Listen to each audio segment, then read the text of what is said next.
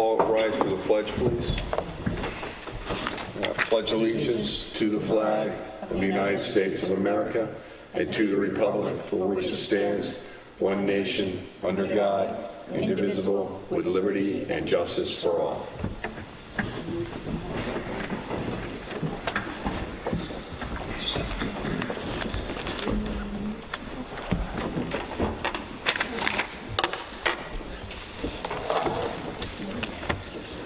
Welcome to the May board meeting, Trustees, May 11th. This week we have, this month, we always start the meeting out with recognizing the Employee of the Month. And this month we recognize Danielle Burns, who was he was the tax receiver. And she was actually nominated by Linda Gessford, who also works within Village Hall. So, and she writes, Danielle is always ready, willing, and able to help where help is needed. She always asks me if I need help getting the bills out. When we were shorthanded, she comes to the rescue and helps at the counter. She never says no. And it's true. I mean, Danielle, she's a great person, and she's a lot of fun to be around, and Village is lucky to have her as a tax receiver, and that's not an easy job. So, because she knows her stuff. She does know her stuff, and everything's right there at her fingertips. She has a great relationship with the town of Southampton, and she's able to access a lot of information to help people out. So, so congratulations to Danielle. Thank you for your continued service in the village, and we're happy that we're able to recognize her. So. We have public comment. You have 3 minutes. We have one person who's signed up here. She signs up as Genovese. Also known as Francis.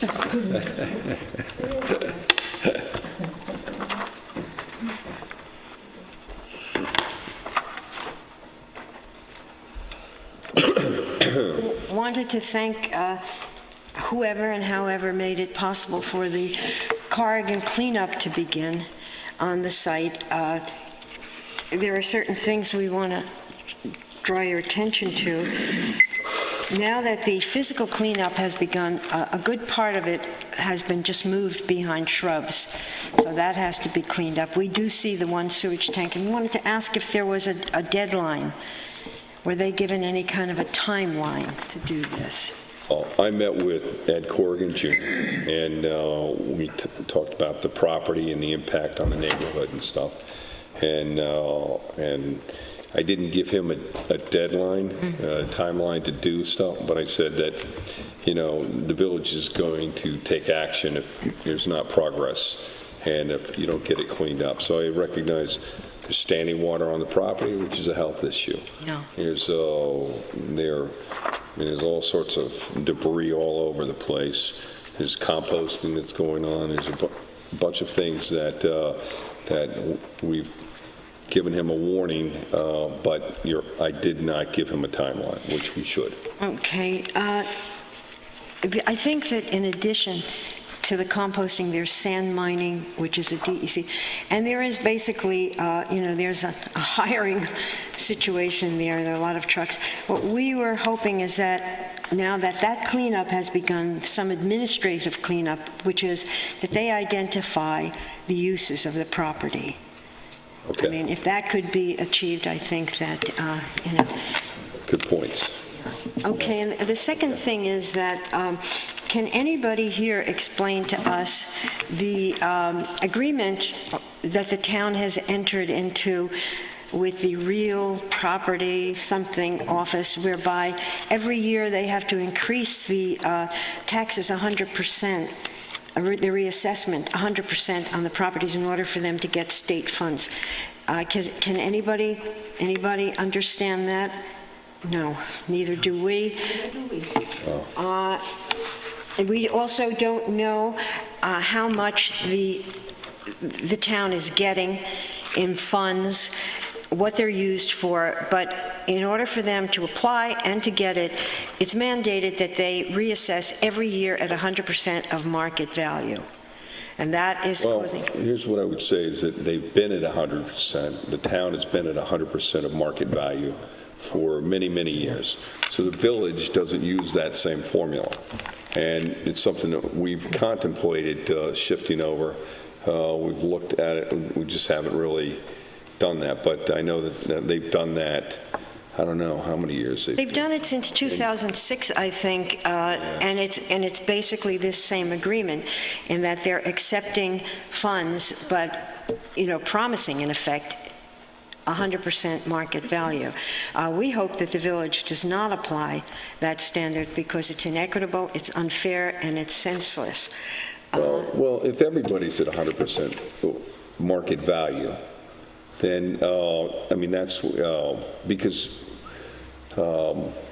that's the real difference, because for us in the village, we've used it's 4% of, is what we've used as our number.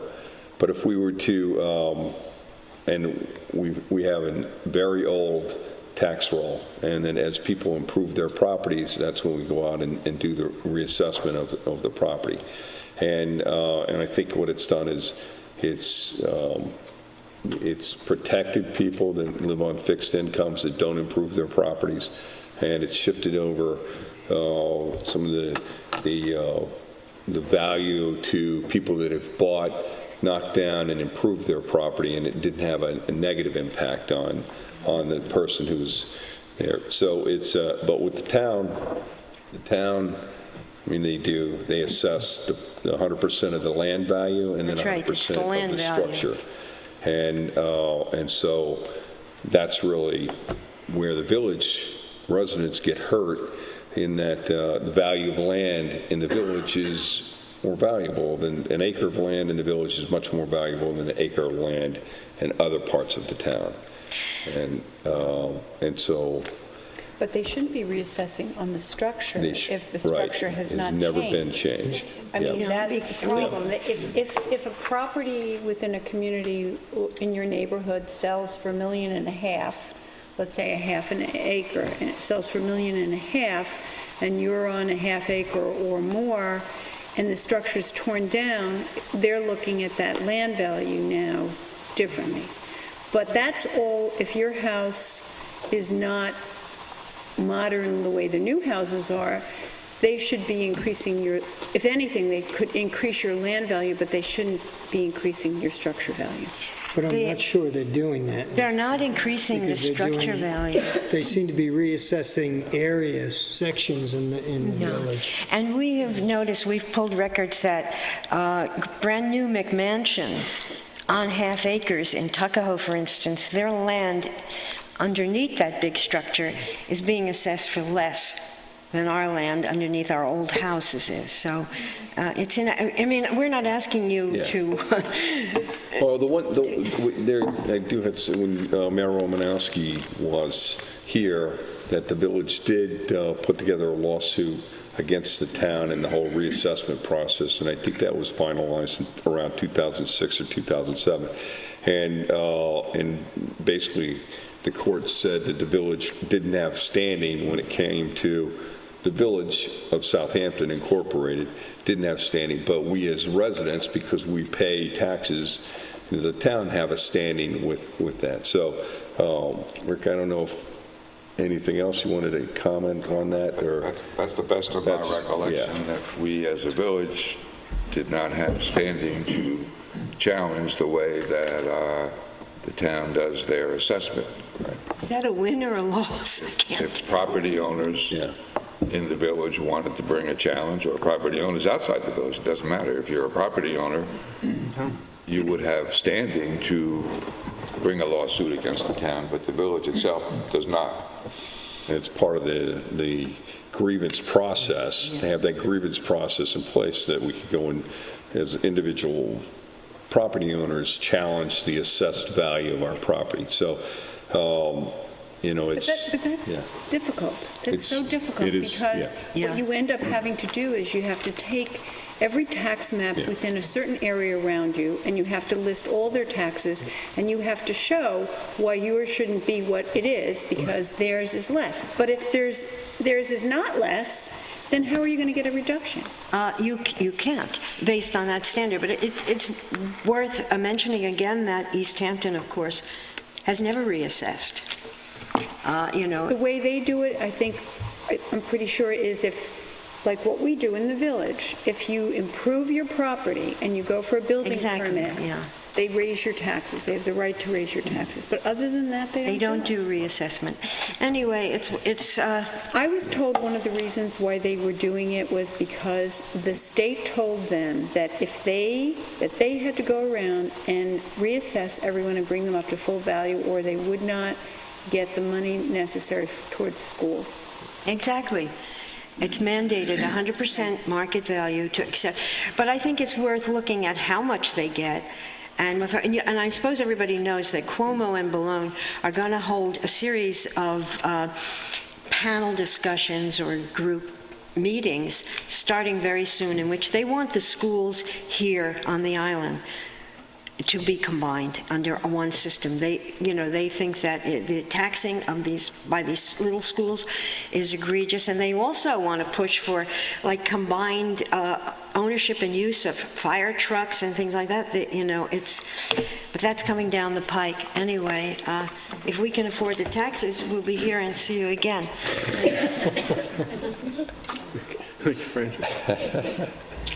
I love it. Okay, she's the only one who signed up. Would anyone else like to speak? Val, come on up. Just identify yourself for the record. Valerie Hart, Southampton Village. Just something about the taxes. From what I understand, and it's a very simple way of doing this, I believe in all of Suffolk County, Southampton Town is the only town that's assessing a market value. I'm not sure, but I think it has to do with something Francis said. That's all I'd like to say. I'm not sure. Yeah. I'm not sure. They've been going all over, though. It's not just in the village. They just started in the village. They're all over the town. All of the town. Yeah, all over the town. They're all out in the Noyak area. No, I They're meant everywhere. all over Southampton Town, Right. but not all over Suffolk County. That's what I I'm not meant sure to how say. other municipalities are doing that. So, Not sure. sure. I brought something in that I wanted the board members to see, but Francis, I have an extra copy. You ought to just look at this. And, it's the Southampton Press article back in April of 2011 where they showed the various year-round, what had happened as a result of the census. They determined the changes of the composition of all the localities out here, Noyak and Shinnecock and Tuckahoe and so on. But it's just interesting that Southampton Village, and I've said this before, so it's not new, but the year-round white population in that 10-year period dropped 20.2%, and the African-American population dropped 40.29%. And it's really shocking, and you can kind of look at some other places, and you'll see that we're getting the lion's share of this. And I hope I live to see the next census, because I think it'll be really shocking with what we've seen in the last 7 years, 6.5 years since this came out. But it's shocking as it is. Yeah. You can each have a copy of that. Anyone else from the public would like to speak? Okay. By the way, can I say one more thing Sure. to the lady representing the press? I'd love you to see an article. It's really something to see, and I don't have enough copies. Do you have an extra copy there, Rick? You take that one off. I'll get you another one. Okay. You might go back and look at the article in the paper, but it's shocking what's happening out here generally, but Southampton Village is far and away more damaged than even the surrounding areas, the North Sea and so on, all of whom are undergoing a big change. But their taxes are all going up out there, too. So, it's a matter, and I think that's the part that upsets me the most. It's a matter of how long can you hold on? And especially if you are a retired person on a fixed income, how long can you hold on before you're literally forced out of your house and you're trying to figure out where you can go? Because up island, it's even more expensive. So where do you go? They're forcing you to leave the state. basically, because there's nothing, I mean, and when you're over in town hall, because I was over in town hall, their attitude is, well, someone will buy your house. Somebody from the city will buy your house. That's their attitude over there. You know what? Our precious commodity are the people who live here year-round. And if they're not understanding that, there's something very wrong over there. Well, a big part of it, Nancy, is the school tax, which, Francis, you alluded to. And I think they have a budget coming up, so May you 16th. know, everybody should make sure that they get out there and vote on that.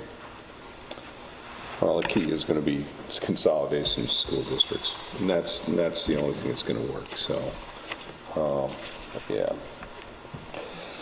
All right, anyone else from the public would like to speak? Okay, I'm going to, we'll get a board presentation here. Gary?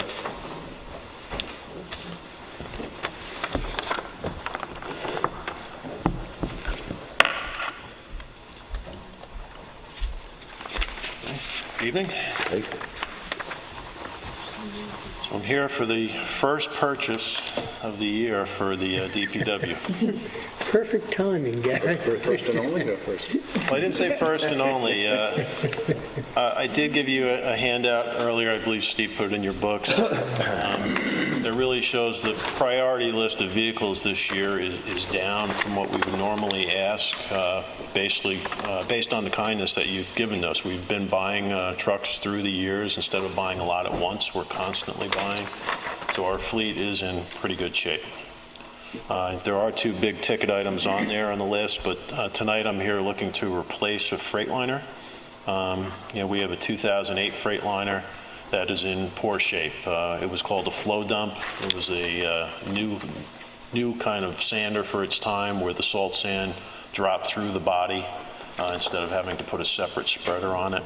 But what has happened is that salt spreader and the conveyor had kicked all the salt sand underneath, so the design for us didn't work and actually rotted out the frame of the truck.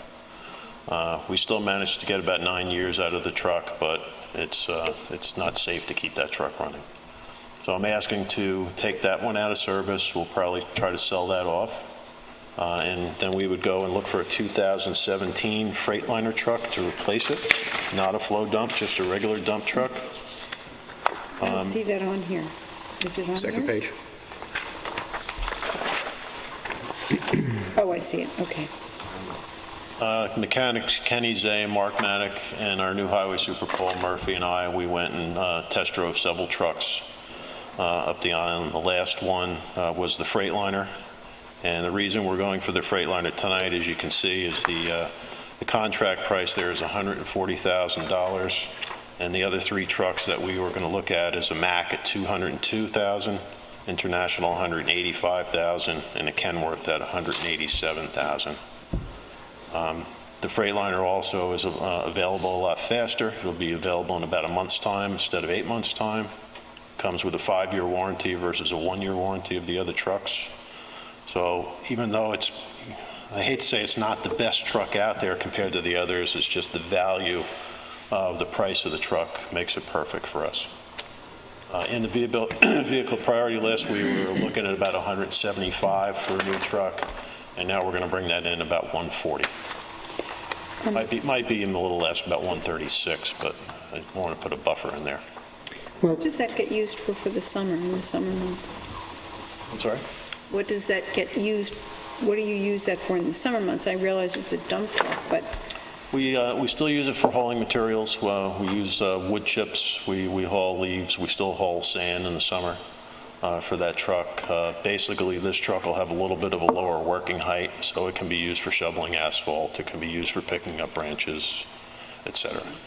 Well, Freightliner are good trucks. Yes. I mean, the other trucks you looked at carry a name brand recognition that Right. you pay for. It's true. I mean, I think about a Chevy versus a Cadillac kind of thing. Same thing, just You're right. fewer amenities. Right. They made in the same factory. But all the personnel that looked at the truck would be happy to purchase this, as would I. And I think it's good value. Bill, Highway Department, did you want to make a Support that? Do you want me to make a motion? Want to make a motion? And Oh, I'm sorry. That price includes the plow and everything, what you said, that's, Yeah, just, that includes a plow. And just to interrupt a second, it is on a town of islip contract that allows us to piggyback off of it, so we don't have to go out to bid. We can buy it right off that contract. Right. Sorry. Make a motion that we buy the Freightliner trunk that Gary has talked about at a price not to exceed $142,000, and hopefully, you don't need to, but it'd certainly be in this area of $140,000 and less if you can get it, and I'll put that in the form of a motion. Second? Second. All in favor? Aye. Thank you very much. Thanks, Gary.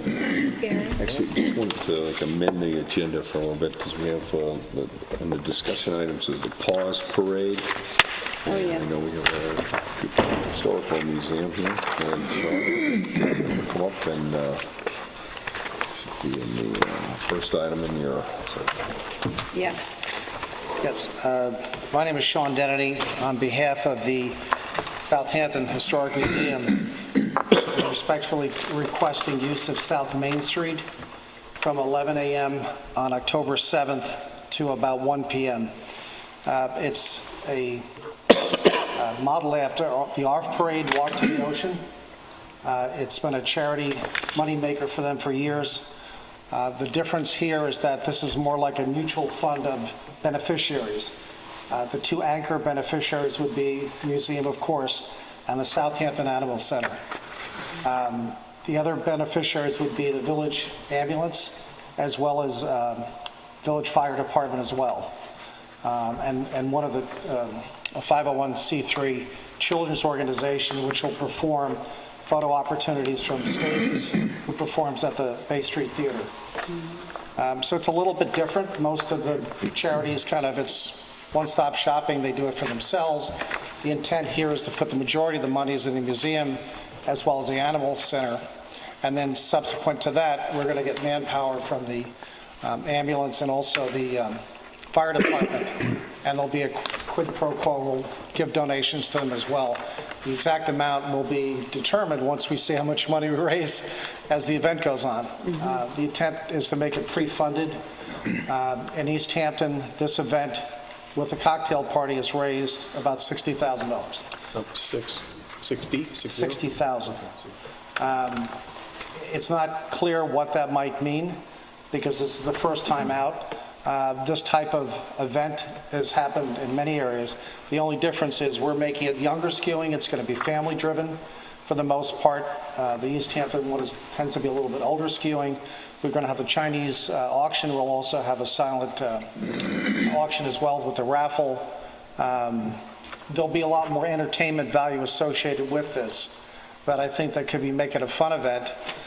It doesn't interfere with the village because it starts at the Historical Museum at about a soft 10. If people come earlier, that's fine. But the walk will begin at 11. It's a 23-minute walk. I took a leisurely walk with both my dogs that decided to sniff every tree on the way down. And then assuming a 15-minute beach time, and I call it Bathing Corp Beach because I'm not quite sure what that little strip of land next to the Bathing Corp is called.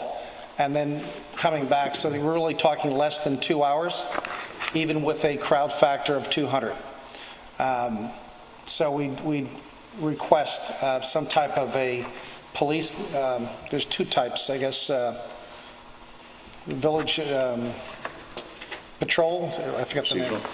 Yeah. right. Two of those to block off South Main Street for a period of time.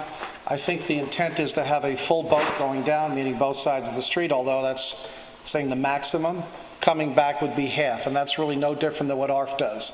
I've gone to the ARF event over 5 years, and part of the reason for doing this is that we're contributing to East Hampton for the most part, and if we keep the money here at home, I thought that would be a win-win, and the majority of people have actually met at this event. They're not from Southampton. I only knew about 3 or 4 people. I'm not quite sure what else I could say regarding Well, this. there's a blessing of the animals, you forgot. Oh, yes, of course. As a trustee of St. Very John's important. Church, we actually have, well, over the years, I've been going there 28 years, and Peter Larson, which I just had dinner with, who retired 3 years ago.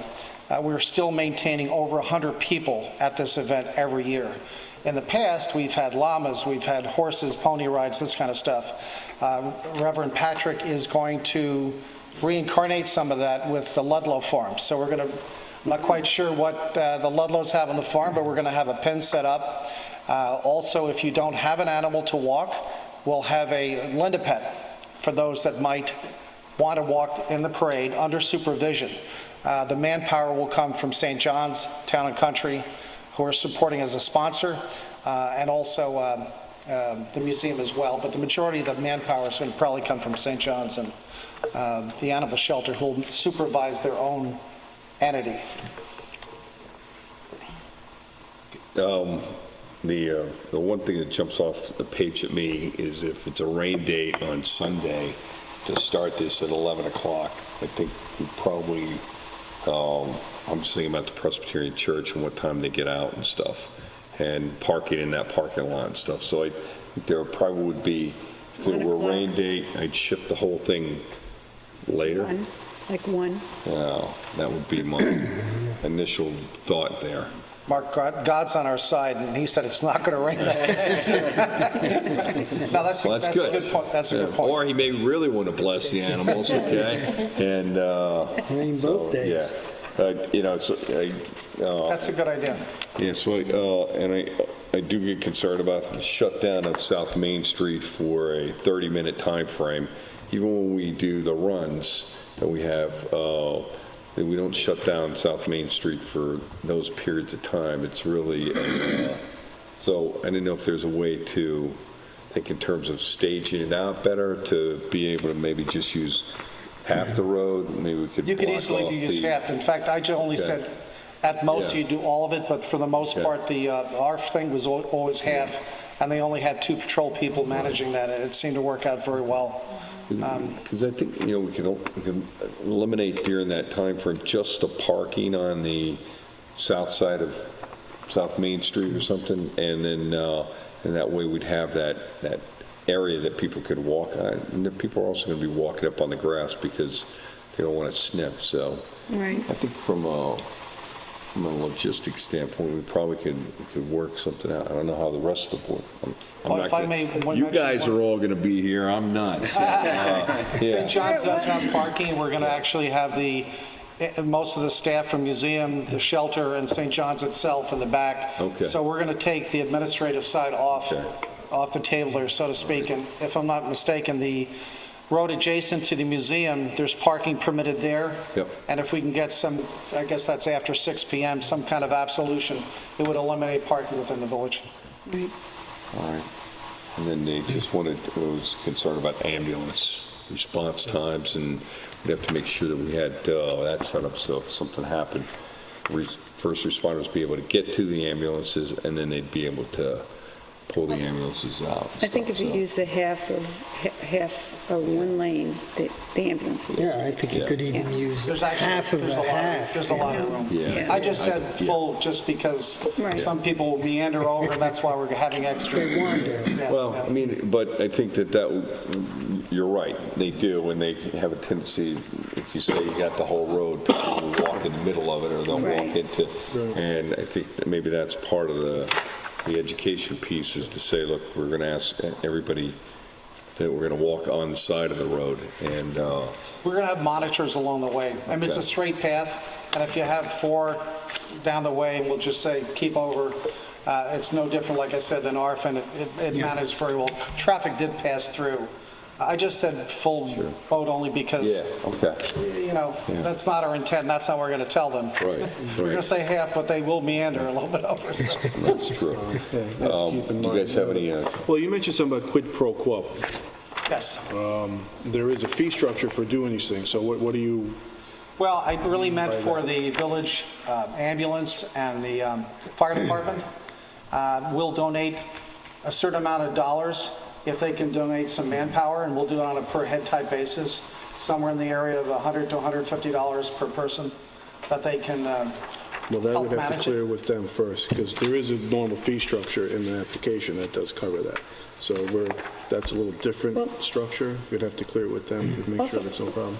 I have a question, because when Sean was talking about this, he wanted, like, people from the ambulance and/or the fire department to be instead of the police, and I don't think we can do that. Did you not? Yeah, I mean, I don't know if we extra- can do that. Can we do that? Instead of, what do you mean instead of? Well, you know how we always ask if we're closing a road, we have to Traffic devote... control, you typically use police. You don't Yeah, we use fire. usually- You don't use fire We department. usually use police, and his suggestion was, well, why don't we use ambulance or That's fire not department? their I don't know if parameter. we're allowed to do that. No, That's my question. That's not their parameters. That's the Okay, police. so that was- parameters. That's why. Well, we'd still use them as manpower anyway, Yeah, because yeah. my feeling is if we have 200 people, we want at least 40 volunteers for a variety of different things there, whether it's making sure traffic control, not on the corners, but in between, just to move people on, that kind of stuff. Have you talked to the fire department or the ambulance yet? in Well, reference to actually, I this? wanted to make sure it was happening. There's no Okay. sense in talking. Because, I mean, they're all volunteers, so. I did get yeah. positive support So- from talking with a bunch of them, Yeah, okay. and I can easily get 5 people that I know Okay. from each of those, so. Okay.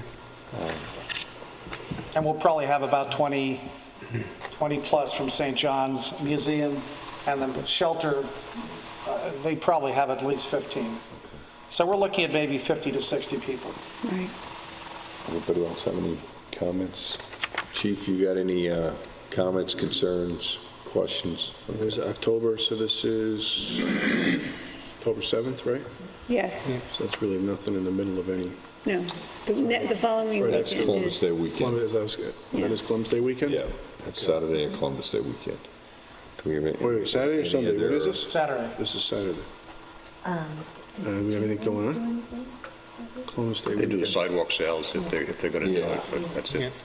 And then the I mean, following that's the only weekend... thing, so it's a I think holiday weekend, conflict and traffic. and- Oktoberfest, or whatever it's called Yeah. now. Fest, Southampton Fest. Yeah, when is that? When is that? When is The it? next weekend. Is it after this one? Yeah. All right. Any other comments or anything? We also think it can be a draw for traffic for the village as well, for a variety of things, and a certain amount of people that you normally wouldn't get. Right. Will be Yeah. in. No, the one in East Hampton off of Arf is clearly a success, so to model it off of that, And plus, the difference is, like I said, we're more of a mutual fund of beneficiaries. The intent is not just to go to one.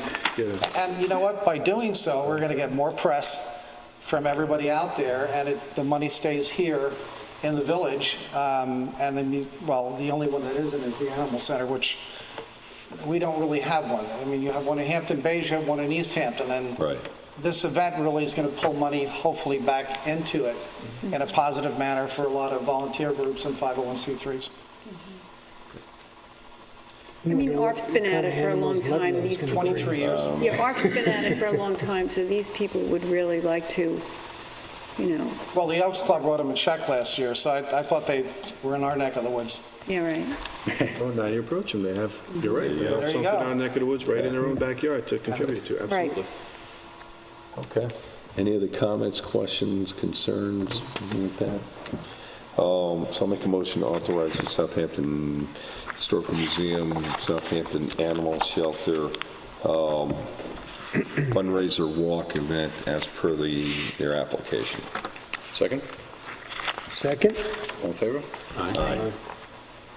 All right, cool. Thanks for your time. Thanks. Thank you.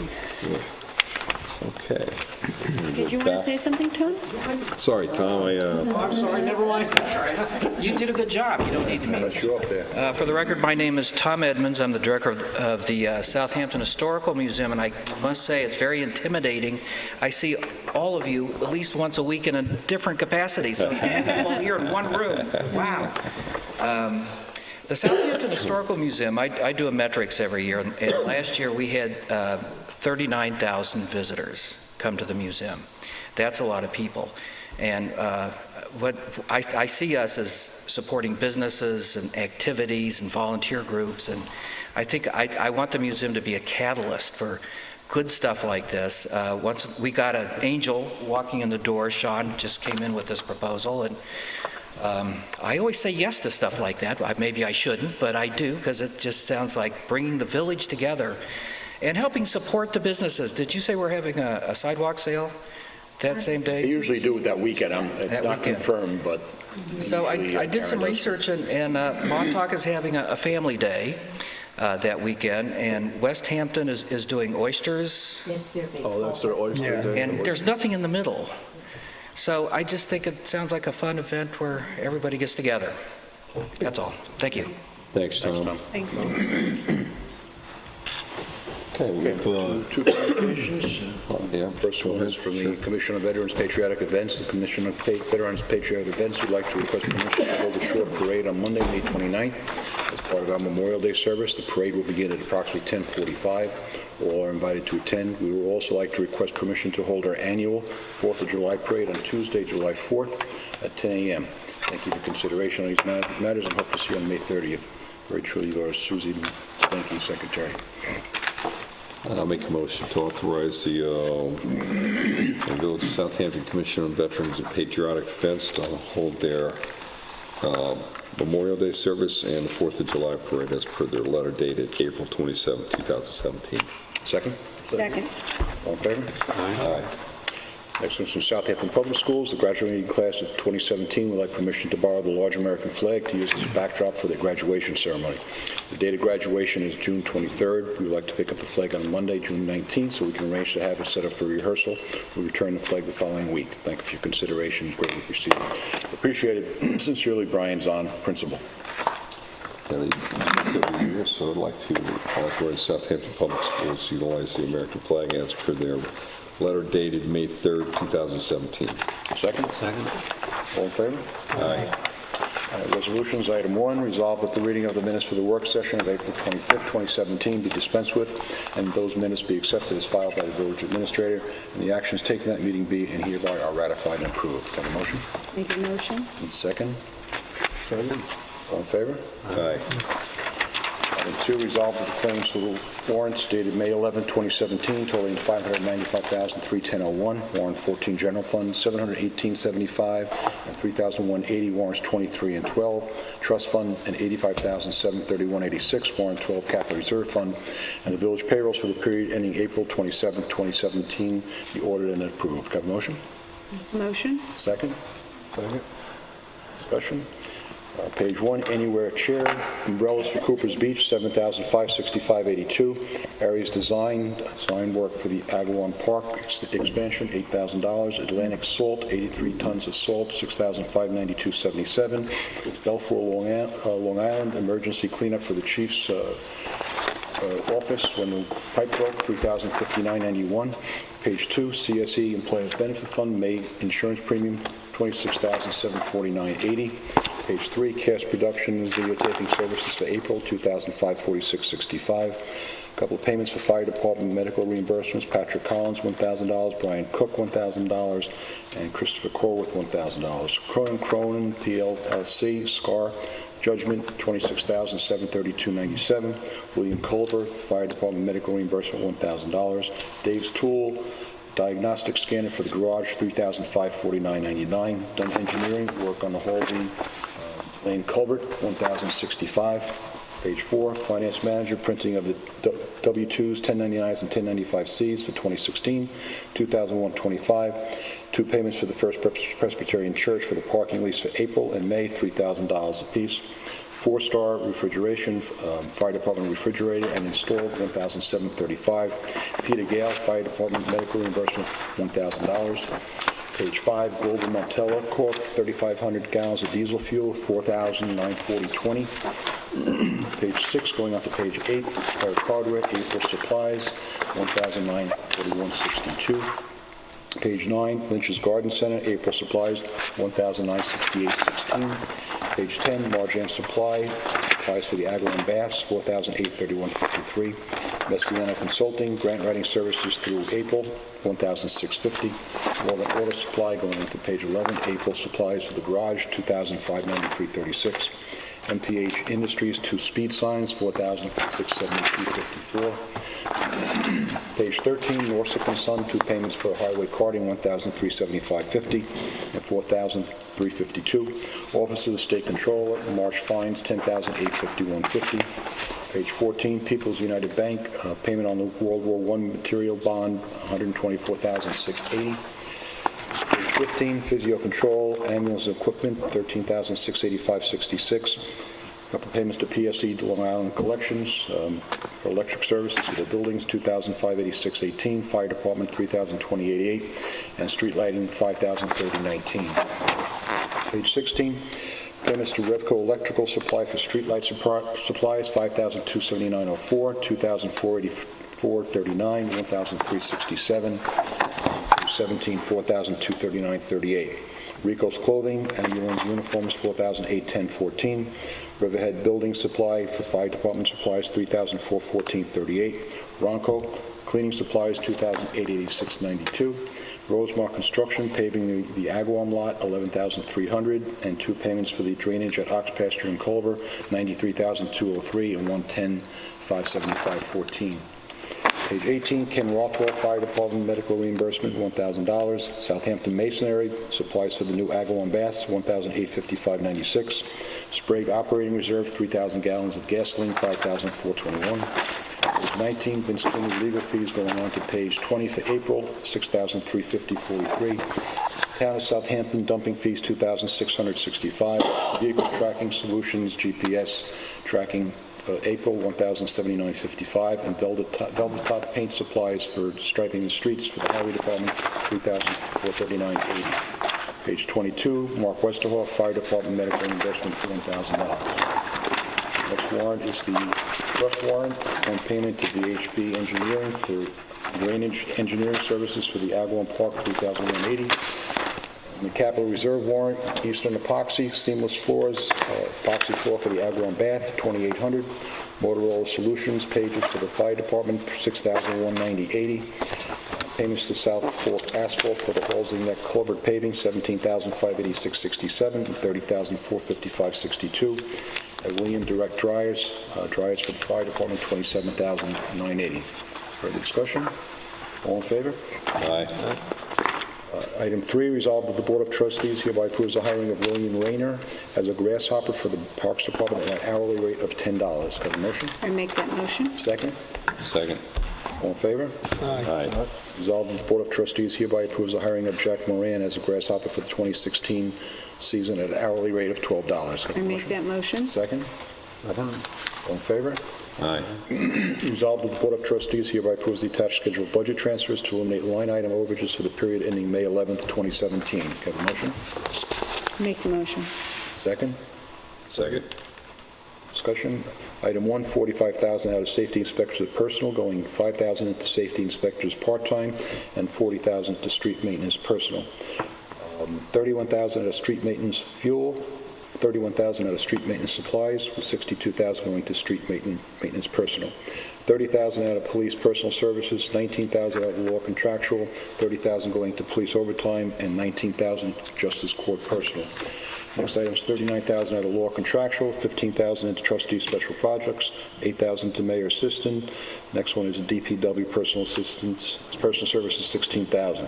Next item is $8,000 out of insurance, $7,500 out of garage contractual, $2,500 out of buildings clothing, with $10,000 going into building supplies, $8,000 to buildings utilities. Next one is $5,000 coming out of radio operators overtime going into personal services. Next item is $10,000 coming out of fire equipment going to fire utilities. Next item is $4,000 out of zoning personal, $4,000 out of cultural personal, with $8,000 going into planning contractual. And the last one is $27,600 out of street maintenance supplies, $5,100 to shade trees, $10,500 to shade trees contractual, $10,000 into park supplies, with $2,000 going into parks utilities. Further discussion? All in favor? Aye. Item 6, resolved that the Board of Trustees hereby establishes the following standard work days for these titles and will report the officials to the New York State and local retirement system based on the record of activity as required. Village Mayor, 6 hours. Village Trustees, 6 hours. Village Attorney, 6 hours. Can I have a motion? Moved. Second? Second. Discussion, this is just some housekeeping that New York State retirement system is requiring for any elected officials, just establishing the standard workday for reporting days of service on a monthly basis. Yep. Well, it goes into a calculation, so like Bill had to keep record of his time for 3 months, and then I divide that by month and divide it by the 6 hours to determine how many equivalent days are reported to the retirement system. It's just the purpose of defining, because it could be an 8-hour day as a basis for calculation or 6. We've used 6, and it was established with Mr. DePietris, 30 years ago. Sorry, Rick. 30 years ago. It's time to update it a little bit. Okay. All in favor? Aye. It's actually 20 years ago, right, Rick? Something like that. Item 7, resolve the Board... Father. What's that? Maybe it was his father. Yeah, that's what it was, sorry. Resolve that the Board of Trustees hereby accepts the resignation of Warren Hamer from the Planning Board. Can I have a motion? I'll make that motion. Second? Second? All in favor? Aye. Resolve the Board of... Thank Warren for, his many, many, many years of service, and not only to the village, but also to the United States as a naval officer during World War II. He's a true gentleman and a pure joy to be around. So, thank you, Warren. Here. Yep. Item 8, resolve that the Board of Trustees hereby approves the hiring of Pedro Cuervo as a seasonal laborer for the Highway Department at an hourly rate of $11. Can I have a motion? So moved. Second? Second. All in favor? Aye. Resolved that the Board of Trustees hereby approves the release of 2 performance bonds for 58 Cooper's Neck Lane as recommended by John Foster, Building Inspector. Have a motion? Make the motion. Second? Second. Discussion, it's a total of $6,500 that's held in an escrow account with the BMV. All in favor? Aye. Item 10, resolved that the Board of Trustees hereby approves the hiring of the following as employees at Cooper's Beach for the 2017 season. David A. Nichols, head lifeguard, $21 an hour. Mike Purcell, $20 an hour. Maggie Purcell, $9.50 an hour. Carolyn Oakland, $9.50 an hour. David Q. Nichols, $15.50 an hour. Andrew Farrington, $16.50 an hour. Patrick Maloney, $15.50 an hour. Jordan Nichols, $9.50 an hour. Layla Nichols, $9.50 an hour. Hunter West, $9.50 an hour. Ticket booth, Sarah Eckert, $9 an hour. All these are following at $9 an hour. Cameron Highsmith, Maddie Platt, Madison West, Lauren Neal, Evie Purcell, Kyla Seymour, and Juliana Stein. Each attendance all at $9 an hour. William Hattrick, Teddy Raffle, Michael Fiddlebarger. I'll be down there handing out umbrellas. Is that part of your 6-hour work day right there? You get credit for in the retirement system. Got to boost those hours per month, You right? call him Billy. Call him Billy? Yes. Okay. Don't want to be falling. Thomas Schreiber, Nicholas Morano, Will Raffle, Brian Cornacchio, Matthew Medio, James Malone, and Parker West. Pat Medio and Jack Deradian. Now, I have to say, I know a lot of these young people, and I'm going to tell you, I hope they're not just having all a good time down there, that they're really working hard. We have a new manager this year who's going to Yeah, staff right. it a little bit differently, so. Well, it might New seem, sheriff in town. what's that? New sheriff in town. That's it. Well, it might seem a lot of people, it just gives them the flexibility. Everything going on, it is difficult. They have games and everything else they have going on through the summer. Have a motion? But we're making back our $9 an hour, That's right. and the amount of umbrellas and chairs that they're putting So out. you're saying that they get paid when the hours they work, kind of like Yeah. like So moved. AT&Ts. Yeah, right. Second? Second. All in favor? Aye. Resolved that the Board of Trustees hereby approves Ian King as probationary member of the Southampton Hose Company effective May 11, 2017. Can I have a motion? So moved. Second? Second. All in favor? Aye. The last item is resolved that the Board of Trustees hereby approves the following payments from the capital reserve account subject to permissive referendum. Eastern Epoxy Seamless Floors, $2,800 from the Facilities Reserve. South Fork Asphalt, $48,042.29 from the Facilities Reserve. Motorola Solutions, $6,190 from the Fire Equipment Reserve. And Williams Direct Dryers, $27,980 from the Fire Equipment Reserve. Have a motion? Make that motion. Second? Second. All in favor? Aye. Okay, discussion items, we went through pause on parade. Item 2, I just want to announce that the general election, while it was scheduled to be at the Cultural Center, is going to be changed to the Veterans Hall, which is directly next door, 15 Pond Lane, same time, same station. Pearson had scheduled a band in that, not realizing, and everything's been printed, tickets have been sold, so, we've had the elections in the Veterans Hall So before. you can vote to music? There you go. Vote to What music. kind of You vote, and then you go next door. And you can have, a drink. That's right. Veterans Hall. What kind of music? I don't know, it's, I'm not up on the recent bands these days, but nobody that I recognize, so You don't know the genre? Well, I hope the music won't cloud anyone's thinking. there you go. Well, that's why I didn't, she said, you can still hold it in front. I said, nah, I don't think that's a good idea, so. Have people traipsing through at 7:30 That's good. to see the band, so it'll work out. Okay, item 3, local law on fire prevention. Rick, you want to elaborate on that? Okay, as you're aware, a couple of months ago, Dean McNamara recommended some changes to Chapter 58 of the Village Code regarding fire prevention. Last month, we adopted his recommended fee changes because that can be done by resolution without a local law. The other changes that he's recommending need to be done by way of local law. So I've taken the changes that he asked for and I've incorporated them into a local law, which you have before you. Most of it, like the first 3 or 4 pages of it, first 3 pages, I guess, is just amending the categories of permits that are required from the fire marshal. As you recall, last month when you adopted the fee changes, it broke things into a whole bunch of categories. Now this breaks the permit section of Chapter 58 into those same categories. There's a few other small changes that he's asked for. Said that he discussed all of this with Jonathan Foster, and that Jonathan's in favor of it. That's about all I can say about it. If you have any specific questions about it, you should talk to Dean, because I don't normally get involved in the activities in the fire prevention department. We were just looking to schedule a public hearing at this point, right? Yeah, I was looking to schedule a public hearing.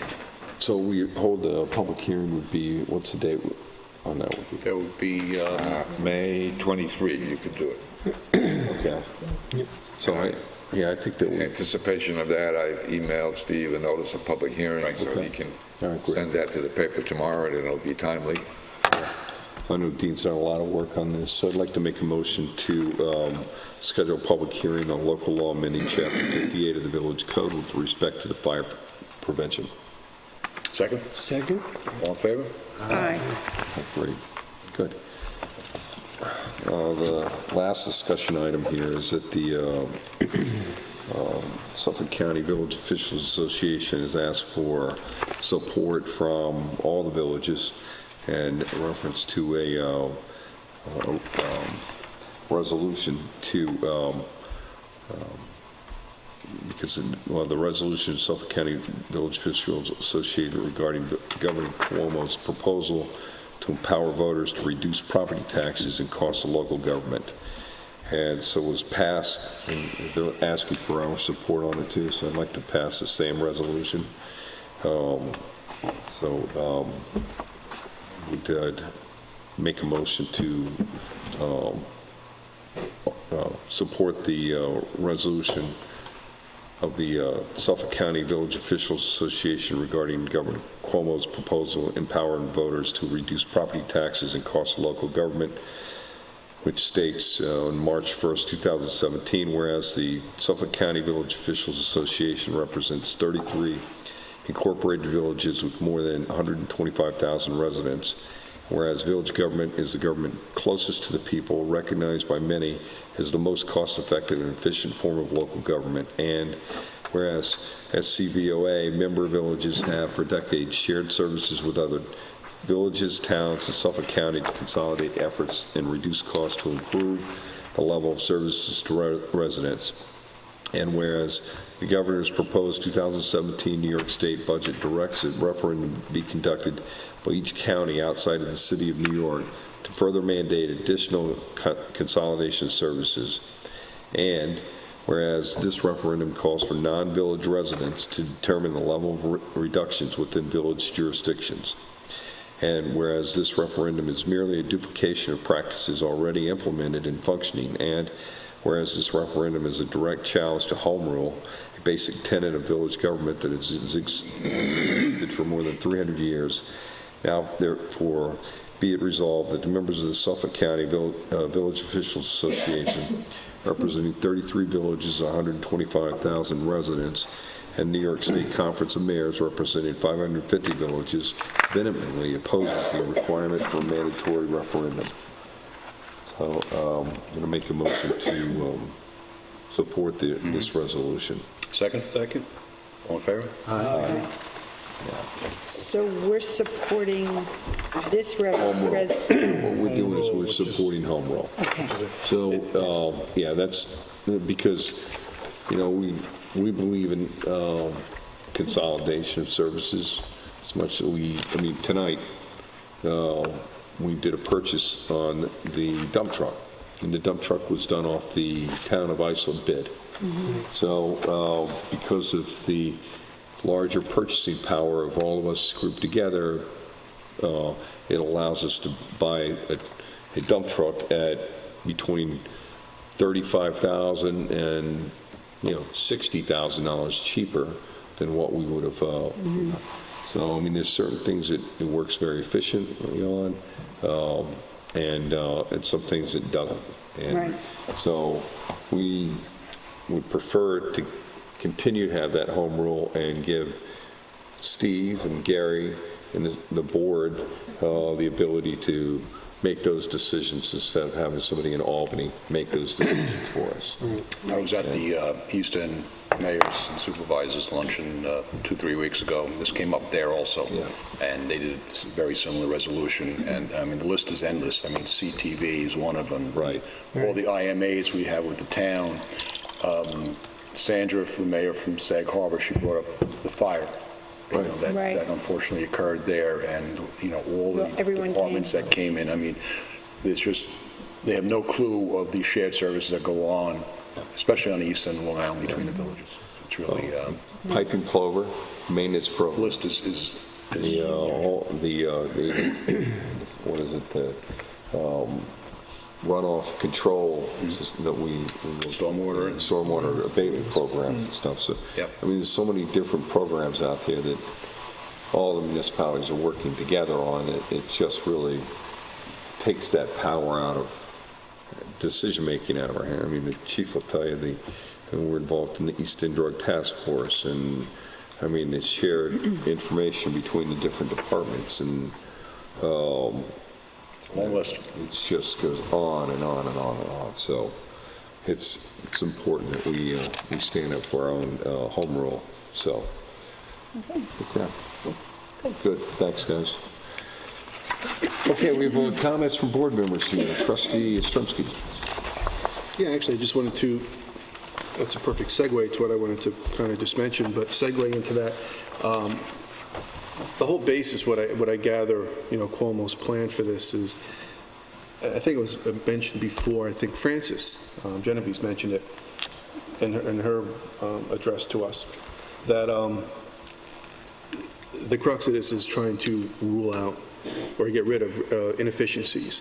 And in Long Island, and then certainly in the county, but the island, there are, I think the idea, this attacks a lot of special districts and school districts. That's really what's trying to consolidate and work at.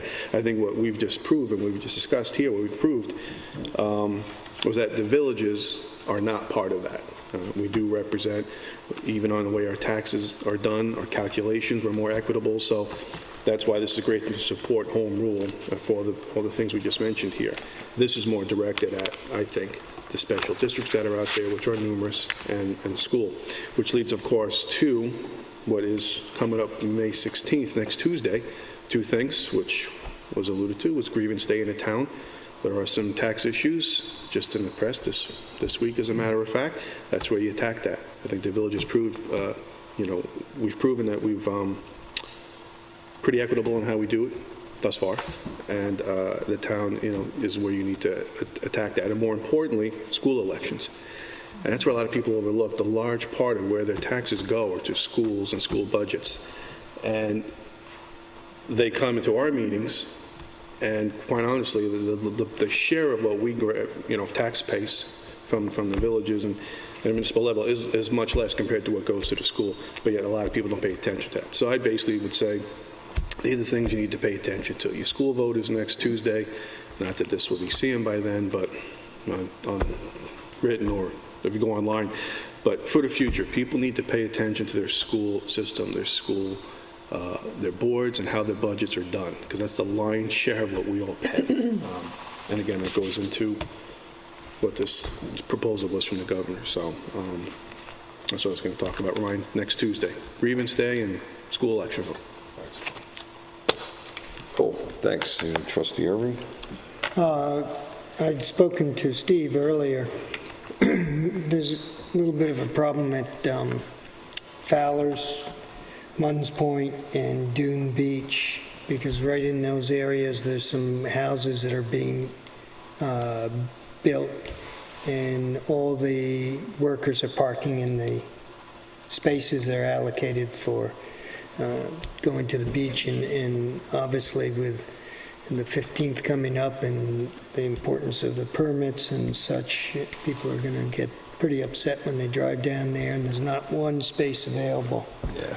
They're leaving construction vehicles, they're leaving, trailers and such in parking spots, and especially in Munns Point, because Munns Point, this time of year is great for fishing, and the weakfish and the bluefish come up heading Taylor Creek, so there's a lot of people pulling up there to go fishing, and there's not a spot available. So what we should probably do is get the name of the homes that are doing the construction and notify them that they've got to come up with something else. Yeah, and we have that permit that they're supposed to display in their windows. Yeah, I saw Angel this morning, so I mentioned it to him. Yeah, which I checked all the vehicles. There wasn't a vehicle that had a permit in the window. And literally, all the spaces were taken. There was just no room for anybody who wanted to go. So, I've noticed that during the off-season, we have vehicles that park at Cooper's. Yeah, Cooper's Beach. They ask for permission to park there, and then We charge them, don't I? we charge. And then they must take their workers down to the sites. Right. I don't even know if we can do that. If it's in summer, during the, what? It stops. Yeah. By the end of next week, it stops. Yeah. Yeah. During the off-season, we do charge them at Cooper's.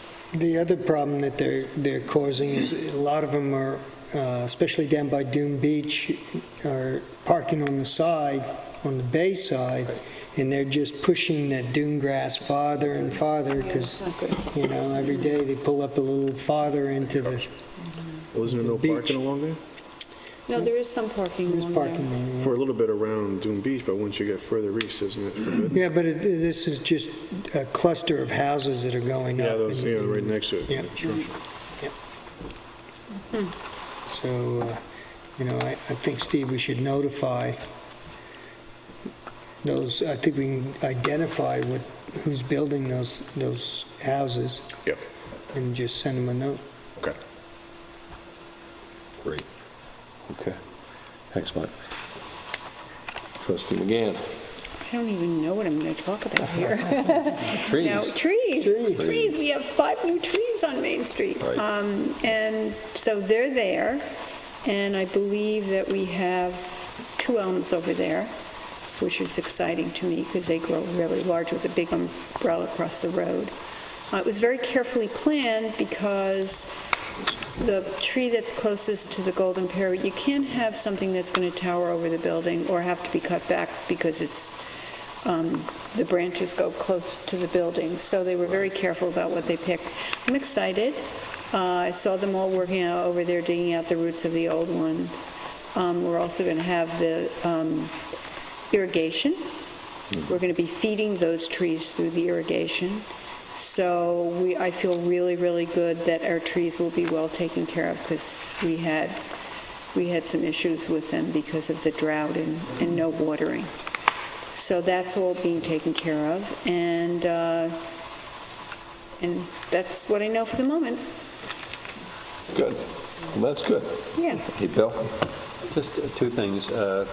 Mark, I had spoken to you because a week or two ago I got a complaint that specifically mentioned Starbucks parking lot now, and there certainly are a lot of napkins and paper cups and that drifting around back there, and it's not village property, so it's not something that we normally have any jurisdiction over, and I don't know if you ever got to see them, but... I did go in there, and I frankly haven't gone back in there, so I don't know. I was just going to say, the one thing that would just seem like such a natural is if we could encourage them or force them to pick up some of the things that do, because there's going to be some refuse there, but to get that little, some kind of a cylinder trash can, if they could put it at the end of their walkway, I think it might cut the problem down to size. And I was going to say, one other thing we might do is just send a letter to them, from the village, which might register, and if it doesn't, we could send a copy to their national headquarters, because Starbucks is a very particular, and I think we get somewhere, we try that if it's not too much. And just one other thing, Chief, are you going to be in your office tomorrow? Could I call you and maybe it won't take more than 6 minutes, okay? List it towards my 6 hours. Okay, all right. That's right. And don't interfere with your beach umbrella and chairs, John. Get the sunscreen ready. And that's all I have to sing about. I just wanted to bring up, just kind of last minute add-on here, but I wanted to pass some things around here. The owners of the property, the Dominis, who I'll explain what we're looking at here, down on Meadow Lane, are trying to get the old boathouse, thanks Nancy, restored and rebuilt. You may or may not remember that the boathouse fell during Superstorm Sandy, and the Dominis owned the property at that point in time. Did not put the application in to have it rebuilt until several years ago, as they were planning their property, their house construction with their architect. Now they're running into issues with the DEC over the restoration of the boathouse. So what I'm going to just kind of bring it to the attention of this board that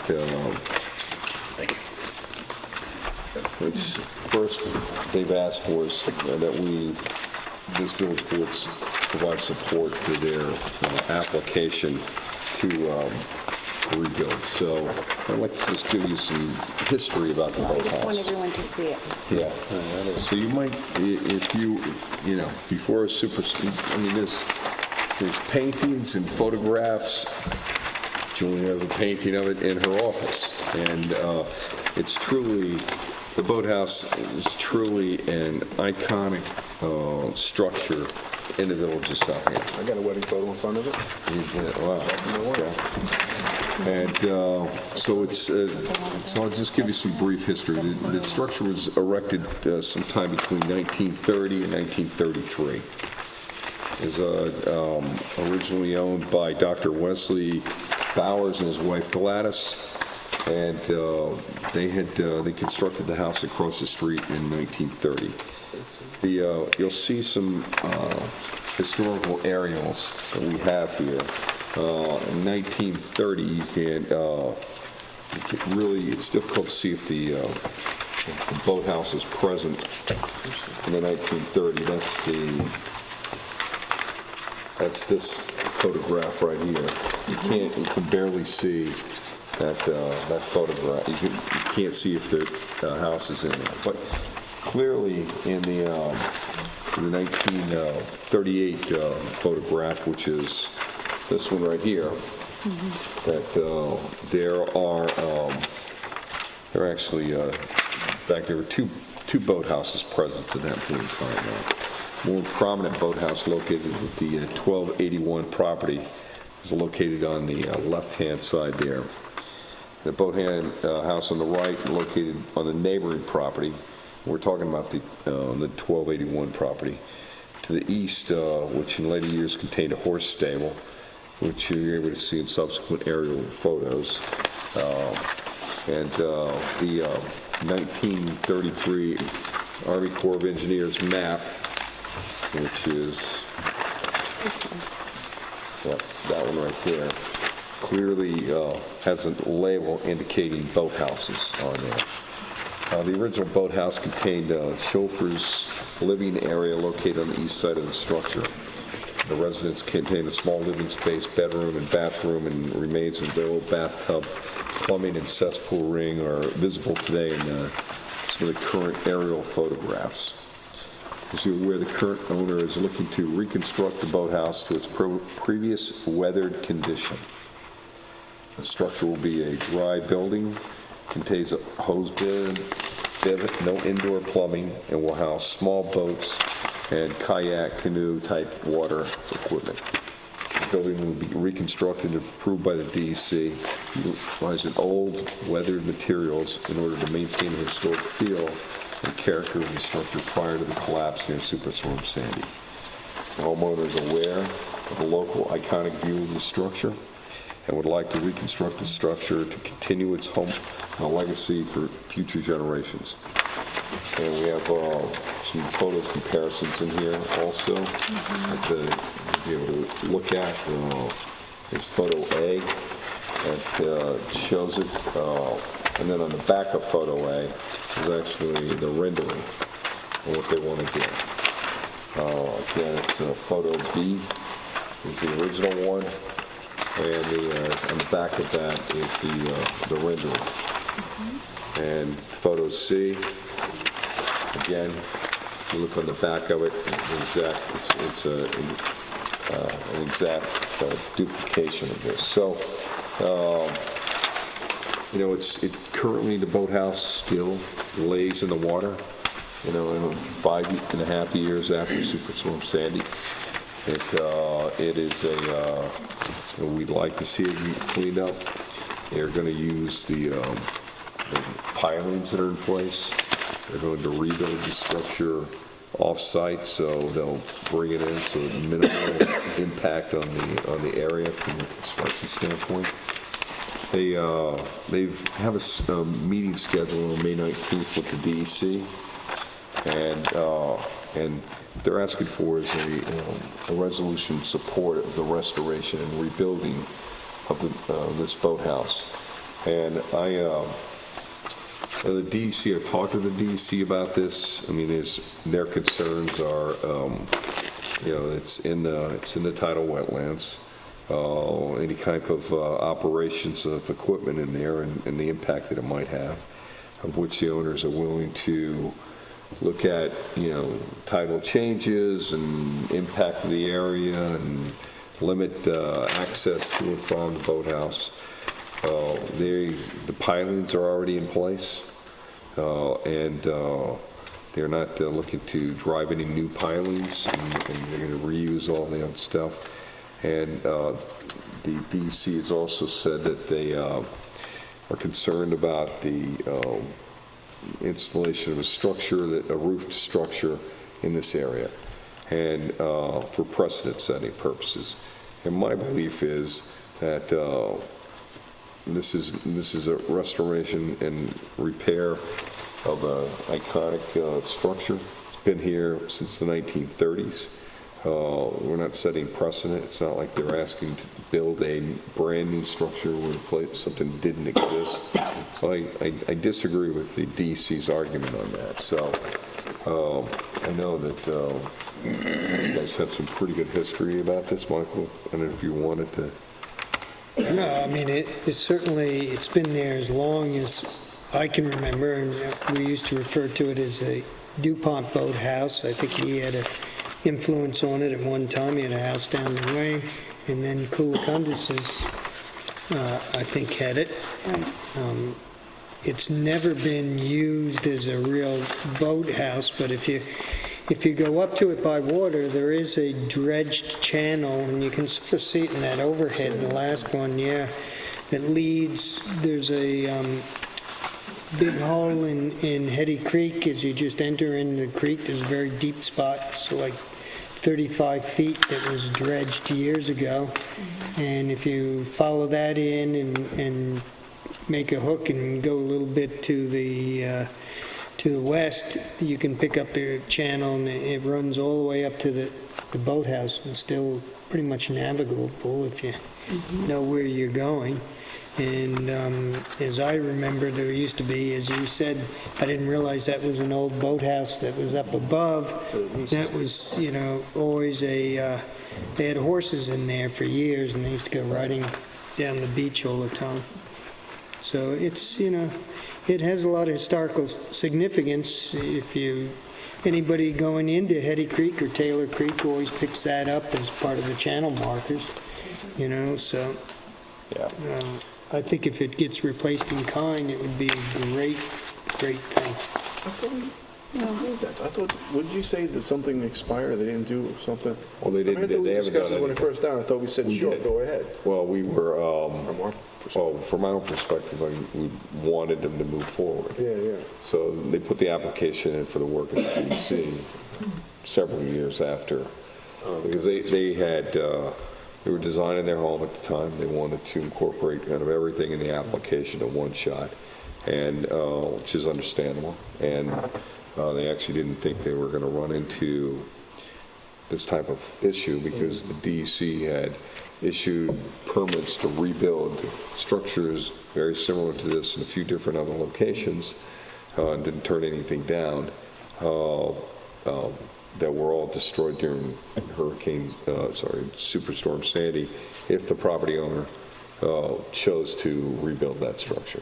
So I'm sorry, what was their basis for denying this one then, if they? Just they had it as an overall part of their overall plan, and it was never, what they were actually going to do was, they were actually going to go in and do some repairs on it, because the roof had holes in it, there was a bunch of things that they wanted to do just to clean the structure up and make it more sound and secure to be able to last for longer periods of time. And So, it had started to slide off the poles before Sandy. right, yeah. I mean, it was half off. I'm just surprised they're giving them a hard time. Sandy just helped it. They approved others, I don't know why they wouldn't approve that. Extra push. well, Extra that's why. And it was there already, Just so so. you know, this came before the village zoning board. It seems like quite a long time ago, Yeah. like a couple of years, I'm not sure. It's 13, right? But they did come before the zoning board because it needed zoning board approval. And the zoning board recognized its significance, et cetera, and they approved it. I've been wondering ever since then why I haven't seen it constructed. I know, I drive by all the time, like, where is it? Because I And thought we guess- already had gone past I guess that. they've been delayed by the The DEC. DEC. They have been. But certainly the zoning board supported it and granted the approval.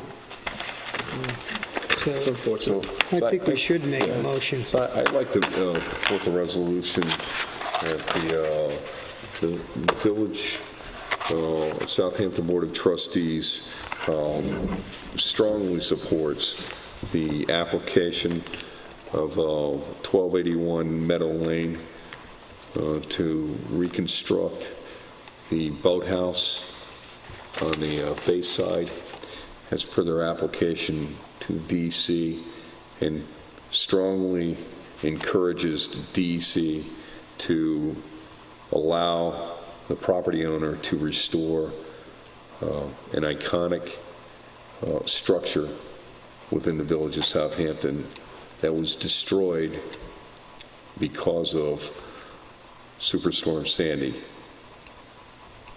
Second. Second? All in favor? Okay, I think we got, I made the motion, we had 4 seconds, and everybody's in favor of it, so. Right. Yeah, I mean, this is very important that we get out. Thank you guys for doing that.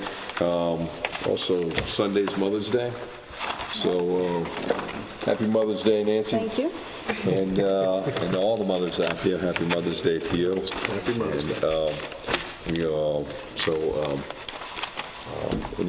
So we have a second public comment section. Do we have anybody from the public who would like to make comments? Okay, so I'll make a motion to close the public portion and head into the executive session for the purpose of discussing personnel matters. Second? Second. All in favor? Aye.